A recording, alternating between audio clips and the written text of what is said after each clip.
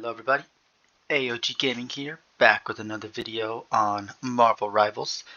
This is going to be a quick video. We're just going to be talking about how support is the worst class in the game right now. Yeah, that's pretty much it. Also, why this strategist class is the highest skill ceiling. Alright, let's get into it. Well, as you know, all strategist ultimates got nerfed to basically the ground. So you have to use them more defensively. You can't just use them when your teammates are low or when your teammates are like about to get low. No, you have to save them for when they use the DPS ult. And half of the time it doesn't even protect you against DPS ults because they use multiple DPS ults. People are saying that's fair, that's balanced. I call bullshit because a DPS, even with one ult, can carry a whole team. A single DPS or a single Vanguard can carry a dogshit team to victory, whereas a good strategist cannot do that. You need to have two good strategists in order to do that. Not even that, but you need to have a decent team in order for you to play strategist pretty decently. I would say the only ones that don't matter for that are Rocky Raccoon, Invisible Woman, and Cloak and Dagger. Which is why I also think they have the highest pick rate right now. That doesn't mean that these three are the best strategists in the game. I would say the three best strategists in the game are number 1, Invisible Woman, number 2, Rocky Raccoon, because he has a team up with two of the strongest DPSs, hit scan DPSs in the game, Winter Soldier and the Punisher. And then I would say I think Luna Snow is actually better than Cloak and Dagger because you can do a lot more damage with her. The thing is, every strategist now has to be an off DPS in order to counter the meta dive. And Cloak and Dagger does jack shit damage, whereas every single one of these characters pretty much doesn't have to change their entire kit in order to deal damage. And I think that's the problem with Cloak and Dagger, right? It's the fact that you switch to a DPS that only has 250 health and does jack shit damage, and really the only thing that helps you is that wall. And really the only reason you would switch to Cloak is actually now just to escape any dives, which doesn't really matter at a certain point because if you're not being helped with the dives, you're not going to win. You're usually not going to win, especially if it's multiple dive characters. Invisible Woman, she can just jump out, get invisible every 6 seconds. So she has some of the easiest anti-dive kit on the planet. She can also push enemies. She has a lot of damage on her kit, and her main attack not only heals but goes through enemies and deals more damage than most characters, I would say, except for like two Loki clones and a Loki. Mantis if she's landing her headshots. But Invisible Woman pretty much does as much damage as Jeff. She does a lot of damage if you're landing your shots. So and she can also heal with that damage. So it's interesting how they made this character super broken in that sense, where you don't have to do anything but spam left click. Whereas Cloak and Dagger, they nerfed it to the goddamn ground, and it barely does any damage. It has decent AoE healing. And when you switch to Cloak, you're pretty much vulnerable, so you really only use it when you're trying to get out of sticky situations. But then again, the cooldown is 10 seconds. So after you use that, they just dive you again and you die. That's the problem with these stats. They don't tell the whole story. They only tell 10% of the story. So when they start balancing the game based on these stats, you end up with an imbalance. You end up with a not balanced game like we have right now, where DPSs and Vanguards are so easy to play that you can just turn off your brain. Whereas strategist, you got to be paying attention to literally everything. The enemies, whether they're diving you, your teammates, whether they're low or not, whether they're split apart or not, all of that stuff. So, yeah, and the problem is that you can't carry with strategist anymore. A single strategist can't just carry the team.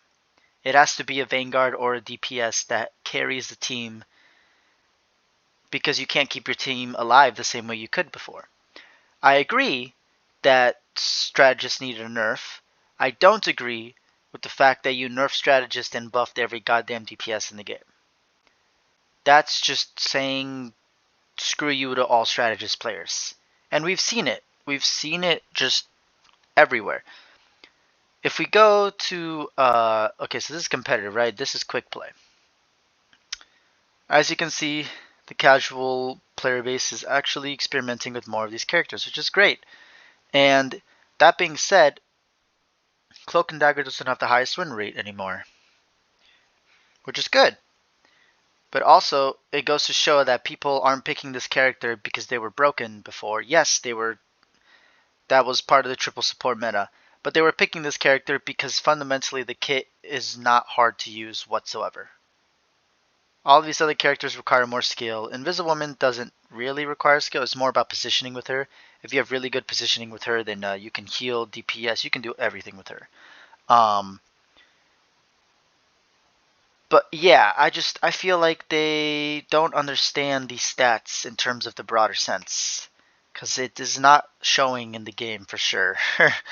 More people are picking Invisible Woman in my opinion than Cloak and Dagger, but people still pick Cloak and Dagger because one, most strategists only know how to play that character really well, and two, if you have a really good team that protects you, Cloak and Dagger is actually really good because they still have probably the highest healing output in terms of like overall in the game, but they don't have the damage anymore. So what they did to their ults pretty much ruined this character in terms of actually being viable against dive, and has become one of the worst strategies to use against dive. Just because if you don't have a team that's actually paying attention to their back line, you're gonna get killed so often, and then they're just gonna blame you for not healing them. So yeah, if you're dying a lot as a strategist, it's not your fault; it's your team's fault, 100%. But it's not exactly their fault either because NetEase decided to make strategists pretty much bad in this game.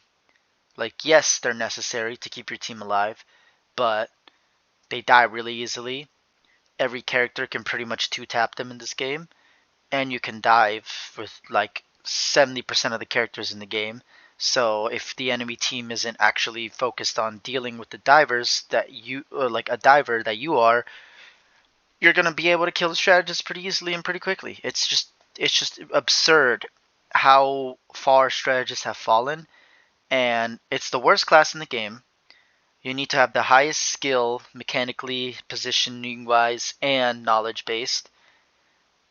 And last but not least, it's just not as fun to play. You have to be sweaty. You have to be super sweaty.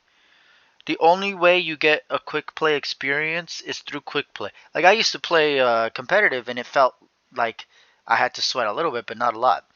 Now it feels like you have to sweat an insane amount, and you can't heal anymore. You can't just heal. You have to do damage. And that's one of my biggest pet peeves because not every character in the game has the same amount of damage, especially when it comes to strategists. So when you are trying to deal damage with some of these characters, it just doesn't work out because not only do they have healing, but they're also not dealing. They're not able to like two tap characters, right? There are certain characters like Jeff and Morlock that can pretty much, and Mantis that can pretty much take care of dive characters. So it's great that these characters exist, but it doesn't mean that every balance should make it so that you have to switch to a different character now because the character that you were playing before pretty much is trash. And it's true. A lot of these strategists are just not viable unless you have a good team. And that's the problem with the matchmaking in Marvel Rivals. The matchmaking gives you a good team half the time and a dog shit team half the time. So half of the time you're fine, even if you have to sweat sometimes. It's just how the game works. But then the other half of the time, you're just know you're gonna lose. And it's pretty easy to tell as a strategist when you're gonna lose. When you're healing your teammates and they just are not in the right position and die, or they just don't kill anybody. And you know at that point the game is a loss. Even if you're a strategist, it's a loss because you can't carry your team anymore. You can't outdo the healing, you can't outdo the damage they are doing because they are just that much better, and also the fact that your team is just not working together. So again, I felt like they should have buffed the actual kits of all these characters and made them deal a lot more healing. I'd say at least 50% more healing, and it would have felt like strategists were still viable. But as it is now, it feels like as a strategist you're relegated to pretty much just a support role, and you like don't have any limelight. It's harder to get SVP with all these characters now unless you're going for kills. So yeah, I don't understand what their balancing was, because again they nerfed all the supports, which it needed. Maybe not as drastic as they did, but it still needed it. Um, but they also buffed every single DPS pretty much in the game in Vanguard. So yeah, they nerfed some characters, but like overall, it was a double whammy on the strategist, and I feel like that's why these characters are just not fun to play anymore, in my opinion. Sometimes they're fun to play. I'm not gonna lie. I've been having actually decent fun time with Invisible Not in that sense, don't worry. Um, a little bit of Luna Snow and Mantis because they are actually pretty fun to play. But I just don't have fun with Cloak and Dagger anymore because if I get Dove, I can't heal my team at all. At least with Luna Snow or Mantis, I can, or Invisible Woman, there's some ways I can heal my teammates and like then direct the damage and then go back to healing. It's a lot easier to transition between those. Um, but yeah, all these stats don't tell the full story, and I feel like that's what NetEase is screwing up. They're focusing too hard on the stats and the complaining of the overall player base, which they shouldn't. They should be focused on the competitive side, because everyone who's casual right now or quick play, let's be honest, 60% of the player base doesn't know what the fuck they're doing in the game. They don't know how to play the game. Let's be 100% honest with people. With ourselves. Y'all don't know how to play the fucking game. And it shows. It's like plastic players, not even bronze. It is ridiculous how many times I've queued up in platinum, in diamond, even in gold, and people are they just don't play the game. They just go in, they die, and they continue doing that. They don't change, they stick with the same character, there's no counter pick, they don't protect their backline. Like, it is ridiculous how many times I see that, and it makes me realize that they balance the game too much for casual, and they should have gone more for the competitive side. So, yeah, all those casual DPSs that were complaining because they couldn't kill anybody, you just suck. You really do suck. Because it was not really that big of a problem in competitive. Yes, spamming the ults and the triple meta support was the problem. Yes, those needed a nerf. Not as great as I think they did. Or at least if they were going to nerf strategists, then you didn't need to buff any other characters really, unless they had like some problem with them. Um, so yeah, I don't understand. And then if we go to all, so only three healers at the top, right? And then we have Luna Snow here, Mantis here. And it's interesting because you look at the win rates, and I believe strategists have some of the highest win rates, which is interesting to me because the way that I've been seeing is just like even the other strategists on my teams are like, wow, our team isn't doing shit, and I'm like, yeah, it's just the way that NetEase decided to make the game. Screw fucking strategist and hello DPS and Vanguard. So hopefully they end up balancing that, because if they don't, then I'm just gonna stop playing this game. I don't want to play a game where I have to play Duelist or Vanguard to actually have fun and carry my team. Widow has the lowest pick rate. Yeah, that makes sense. Yeah, it's just interesting to me that they are going this whole Duelist route. Or they're just pouring so much of their effort into Duelist and leaving Vanguard and, well, Vanguard is still fine, but they're leaving Strategist pretty much in the coffin, and they're just saying, all right, yeah, DPS is all the way. It just does not make the game fun for the other classes. So please, NetEase, try and balance the game and stop listening to all the babies that complain, because they are terrible at the goddamn game. They're so bad.